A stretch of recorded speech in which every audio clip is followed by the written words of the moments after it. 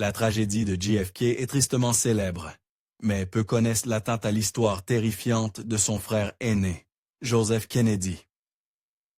En 1944, Joseph participait à une mission top secrète qui a si mal tourné qu'elle est impossible à oublier. Joseph P. Kennedy Jr. était le garçon en or de l'influente famille Kennedy, destiné à graver son nom de famille au plus haut niveau du pouvoir mondial. Cependant, une rivalité amicale avec le frère, qui a finalement réalisé son rêve, a conduit à une fin tragiquement abrupte. Joseph P. Kennedy Jr. est né le 25 juillet 1915. Alors que sa famille était en vacances dans une maison d'été louée à Hall, Massachusetts, bien que sa vie ait commencé en vacances, elle ne serait pas toujours aussi facile pour Joseph. Son nom de famille s'accompagnait de certaines attentes. Joe est né dans la puissante famille Kennedy, et avec le temps, la stature de la famille dans la conscience américaine n'a fait que croître. De plus, sa mère était une Fitzgerald, une autre famille influente du Massachusetts, ce qui ne faisait qu'augmenter la taille des chaussures qu'il devait chausser. Mais c'était son père qui fixait véritablement la norme. Son père, Joseph Kennedy Sr., était le petit-fils d'immigrants irlandais et le fils d'un propriétaire de saloon. Mais à partir de ses débuts modestes, le Joe aîné aurait un impact considérable au moment de la naissance de son premier fils. Joe Sr. avait accumulé une grande fortune grâce à des investissements en bourse. Il a finalement trouvé sa voie en politique, servant comme ambassadeur des États-Unis au Royaume-Uni.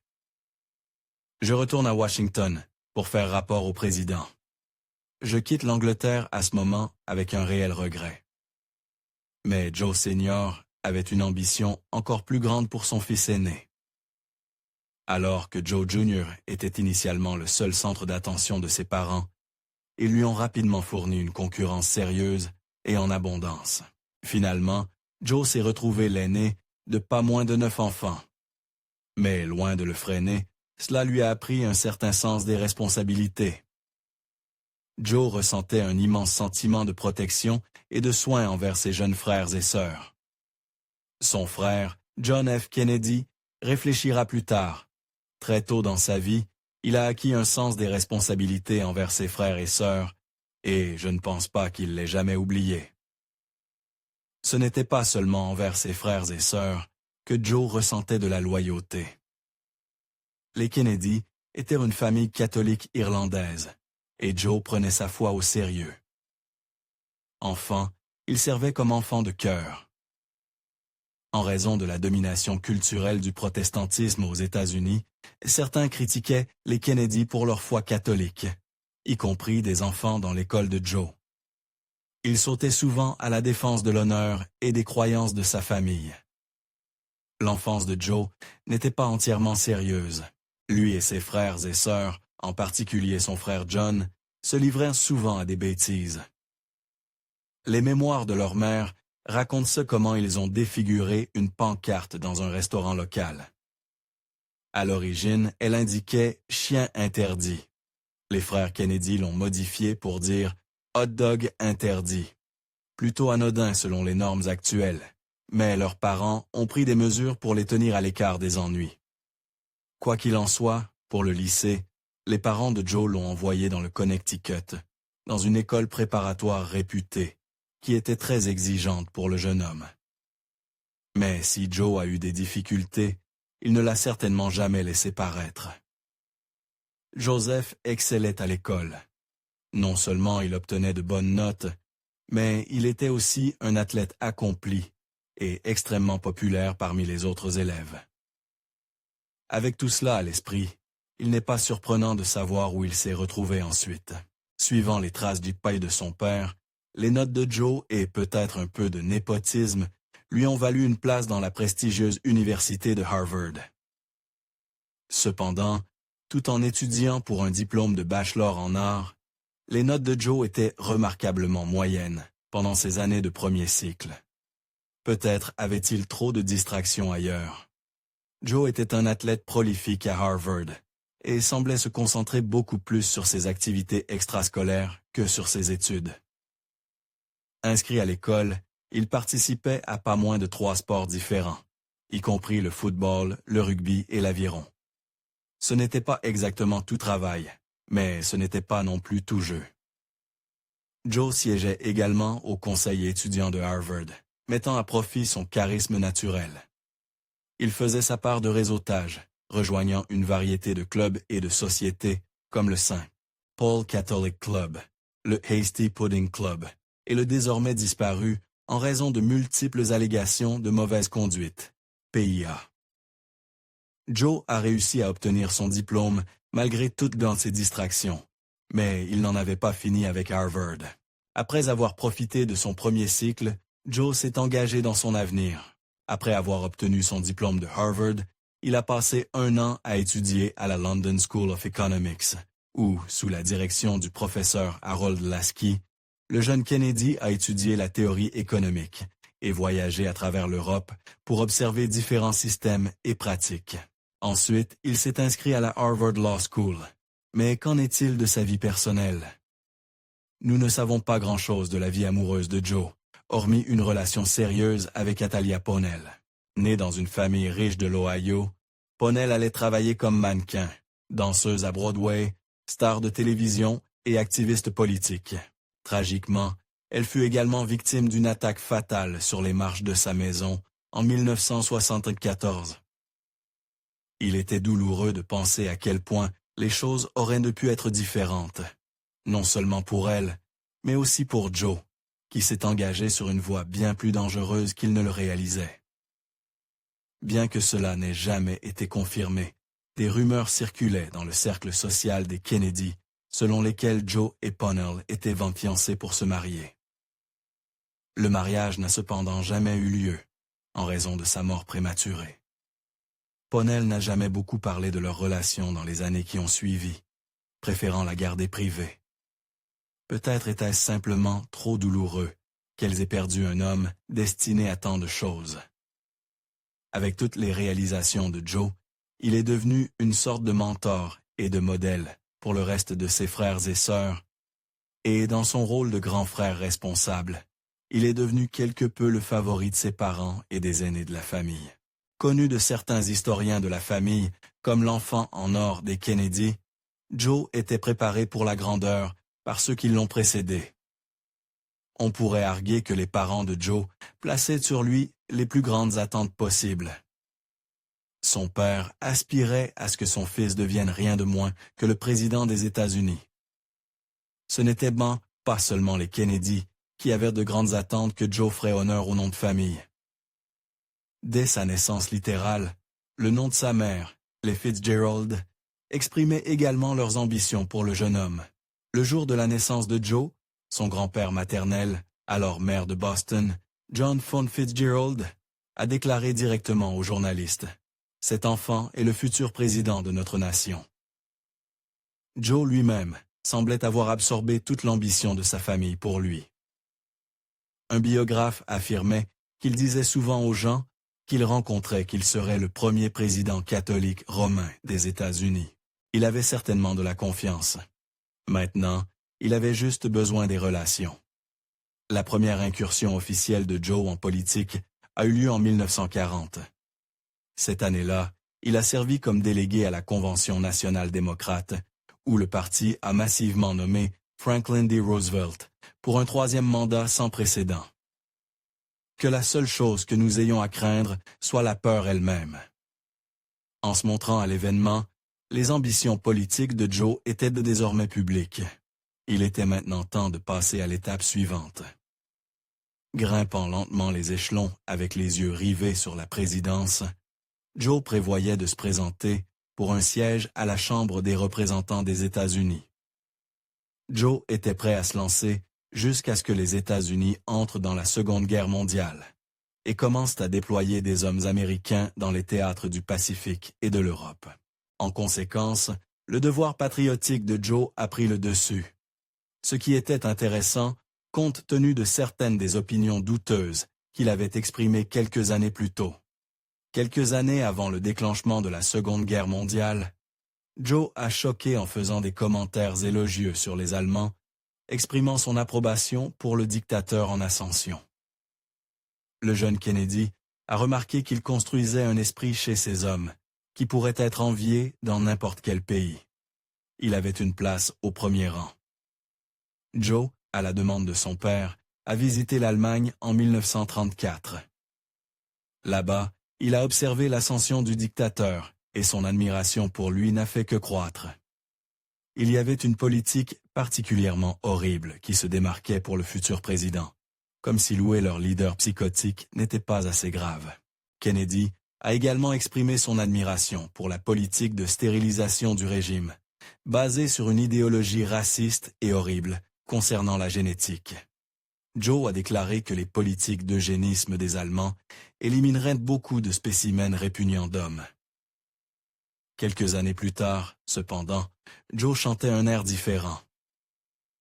Au moment où les États-Unis sont entrés dans la Seconde Guerre mondiale, l'opinion de Joe, publiquement du moins, avait apparemment changé. Il ressentait maintenant un devoir patriotique de servir son pays et de combattre la menace fasciste émanant de l'Europe.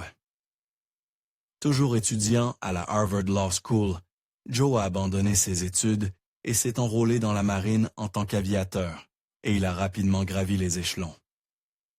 Joe excellait dans la marine en tant que pilote compétent. Il a reçu ses ailes le 5 mai 1942 et a été déployé en Grande-Bretagne peu après, assigné à un escadron de bombardiers après 2 tours de service, effectuant principalement des opérations anti-sous-marines. Joe a obtenu le grade de lieutenant le 1er juillet 1944. À ce moment-là, cependant, il avait déjà attiré une certaine attention non intentionnelle. Son jeune frère, futur président John F. Kennedy, s'était également enrôlé dans la marine, mais déployé à l'autre bout du monde, dans le théâtre du Pacifique. En 1943, après un épisode héroïque, où Jack a sauvé plusieurs de ses hommes d'un navire coulé en nageant avec eux jusqu'à une petite île, l'histoire a fait la une des journaux chez lui. Cependant, le San Francisco Examiner a accidentellement publié une photo de Joe à côté de l'article élogieux sur les exploits de son frère. Alors que la plupart en riraient simplement, Joe n'était probablement pas très heureux de ce vol d'honneur involontaire. Joe était chez lui entre ses 2 tours de service, lorsque son frère a fait les gros titres, et lors d'un dîner pour le 55e anniversaire de son père, peu après l'incident, un vieil ami a porté un toast à l'ambassadeur Joe Kennedy, père de notre propre héros, le lieutenant John F. Kennedy, de la marine des États-Unis. Joe, prévu pour repartir, n'a pas été mentionné du tout et l'a pris très personnellement. Un invité qui partageait une chambre avec Joe cette nuit-là a affirmé avoir surpris le frère aîné Kennedy, pleurant silencieusement et marmonnant « Par Dieu, je vais leur montrer ». Et son dossier parlait de lui-même. Au moment de sa promotion au grade de lieutenant, Joe avait accompli pas moins de 25 missions de combat. À la fin de ces 2 tours, ce nombre était suffisant pour qu'il soit approuvé pour un congé. Son devoir était considéré comme accompli. Mais pour Joe, quelque chose manquait encore. Malgré ses multiples missions de combat, Joe sentait qu'il n'avait accompli que peu de choses dans la marine. Bien que ses missions aient été globalement réussies, il n'avait pas encore coulé de sous-marins ni abattu d'avions ennemis. Pour aggraver les choses, son frère, avec qui il entretenait une rivalité amicale, avait une décoration de combat, ce que Joe n'avait pas. La marine, cependant, lui a fait une autre offre, et ce fut une grande déception. En juin 1944, Joe commençait à perdre espoir de trouver la gloire qu'il cherchait désespérément.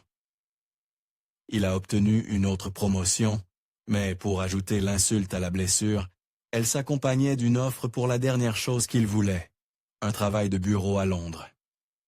Déçu, Joe a décliné et a commencé à faire ses valises pour rentrer chez lui.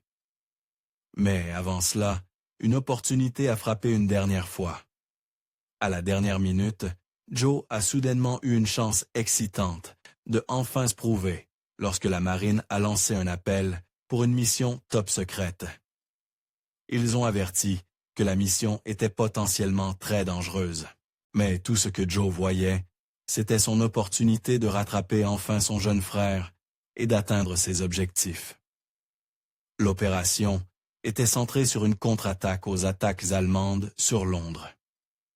L'ennemi utilisait quelque chose appelé une bombe bourdonnante, un type de missile primitif mais mortel qui était assez difficile à intercepter. À cause de cela, les Alliés ont élaboré un plan pour frapper des cibles ennemies résistantes aux bombes. En entendant parler de cela, Joe s'est porté volontaire sur le champ. Cependant, la mission semblait extrêmement périlleuse, à mesure que plus de détails étaient révélés. La marine a chargé l'avion de Joe d'explosifs. Le plan était simple mais terrifiant. Le pilote devait piloter l'avion aussi près que possible du site de missiles allemand et juste avant de sauter de l'avion, le mettre sur une trajectoire pour entrer en collision avec le site lui-même. C'était une perspective terrifiante, mais Joe était impatient. Le soir du 12 août 1944, Joe a pris son envol. Avec lui se trouvait son copilote, le lieutenant Wilfrid J. Willey. Les deux aviateurs ont mis le cap sur la Normandie, en France. Joe ne toucherait plus jamais terre. Joe était un pilote compétent, et tout semblait commencer sans accroc. Un avion de reconnaissance photographique allié qui les suivait a confirmé que l'avion avait effectué son premier virage, télécommandé à l'altitude et à l'emplacement correct. En approchant de la côte française, l'aîné des enfants Kennedy a prononcé ces deux derniers mots. Plus tard, les enquêtes ont confirmé que Kennedy et Willey ont retiré la goupille de sécurité des explosifs, ce qui les a armés pour la détonation. Ensuite, Kennedy a contacté le QG par radio et a prononcé la phrase de code convenue, qui se révélerait être ses derniers mots connus. Spade flush. Ce qui s'est passé ensuite a horrifié tout le monde. 2 minutes après avoir prononcé la phrase de code, la tragédie a frappé. Les explosifs à bord de l'avion ont détonné prématurément, détruisant complètement l'appareil et mettant fin à la vie des deux pilotes qui n'avaient pas encore eu l'occasion de sauter en parachute. Les débris de l'avion ont atterri jusqu'à un village dans le Suffolk, en Angleterre, causant des dommages à certains bâtiments. Heureusement, il n'y a eu aucune blessure au sol. Les spectateurs ont regardé avec horreur, même certains notables. À bord de l'avion de reconnaissance se trouvait le colonel Elliott Roosevelt, fils du président Franklin D. Roosevelt. Le fils du président raconterait plus tard avec horreur comment il a été témoin de l'événement tragique, et son récit a été largement cité. Bien que nous devions noter que les archives de l'Air Force ne peuvent pas le corroborer. Quoi qu'il en soit, la perte tragique a été ressentie par le monde entier. Joseph P. Kennedy Jr. est décédé le 12 août 1944. Avec tant de promesses, de réalisations et d'élan dans sa vie électrique, l'histoire du fils aîné des Kennedy a été interrompue à l'âge insupportablement jeune de 29 ans. Mais cette douleur n'était que le début pour sa famille. Ajoutant à la tragédie, aucun des restes des pilotes n'a jamais été retrouvé après l'accident. Dans un livre commémoratif qu'il a créé plus tard pour sa famille, intitulé « We Remember Joe », John F. Kennedy a écrit un hommage émouvant à la vie de son frère. Son succès mondain était si assuré et inévitable que sa mort semble avoir perturbé l'ordre naturel des choses. Mais que s'est-il passé exactement? Une enquête lancée sur l'accident qui a coûté la vie à Joe n'a jamais découvert la cause exacte de la détonation prématurée. Certaines théories possibles incluent un signal erroné ou un brouillage.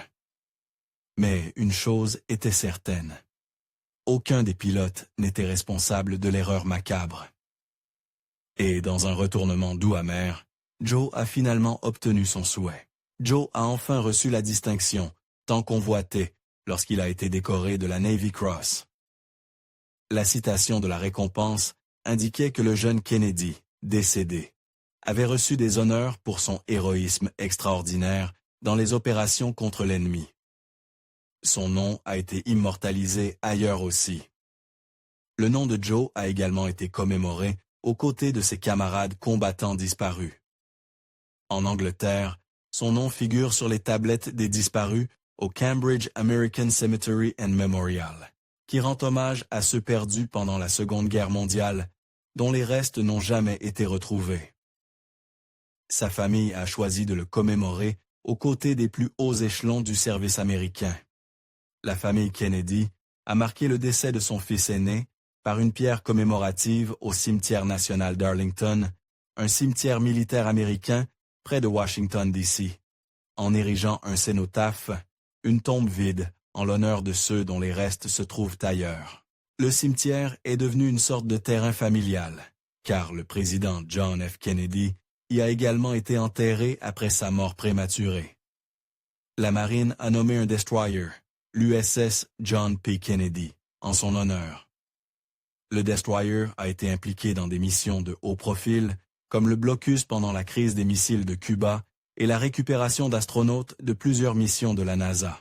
Mais ce qui est le plus touchant, c'est que le jeune frère de Joe, le futur sénateur Robert F. Kennedy, a brièvement servi sur ce navire. Mais ce n'était pas tout.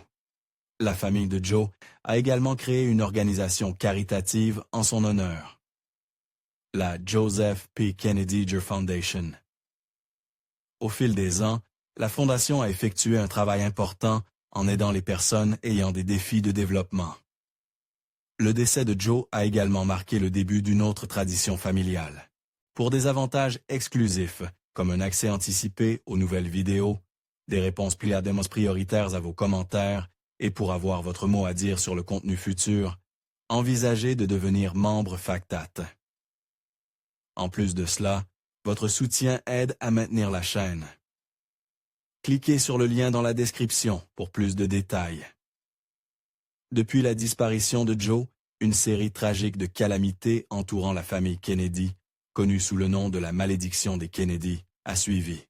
Joe est généralement considéré comme le premier à avoir déclenché cela, mais beaucoup ont suivi. Certaines infortunes ultérieures incluent la perte de Kathleen Kennedy dans un accident d'avion, l'assassinat du sénateur et candidat à la présidence, Robert F. Kennedy, et, le plus connu, l'assassinat du président John F. Kennedy. Après le décès de Joe, les ambitions de son père pour lui se sont transférées à son fils aîné suivant, John F. Kennedy. Jack, comme on l'appelait, a été élu à la Chambre, puis au Sénat, puis bien sûr à la plus haute fonction, président des États-Unis. La mort prématurée de Joe a sans doute changé le cours de l'histoire. Alors que John F. Kennedy s'est révélé être un politicien accompli et aimé, il a peut-être poursuivi ce chemin plus par un sens du devoir envers son père et son frère. En effet, Joe semblait toujours plus enthousiaste et motivé. Comme l'a noté un historien, le désir d'être suprême parmi les 9 enfants Kennedy avait toujours été une obsession totale pour Joe, plus que pour John F. Kennedy. Il semble que c'est cette obsession qui a conduit Joe à se porter volontaire pour cette mission maudite ce jour fatidique. Et l'histoire a été faite à cause de cela. Si vous avez aimé cette vidéo Factat, donnez-lui un pouce en l'air et abonnez-vous pour plus d'histoires incroyables. Voulez-vous avoir votre mot à dire sur qui nous couvrons ensuite? Joignez-vous à notre programme de membres via le lien dans la description pour des avantages exclusifs. Votre soutien signifie tout pour nous. Merci de regarder et nous vous verrons dans le prochain.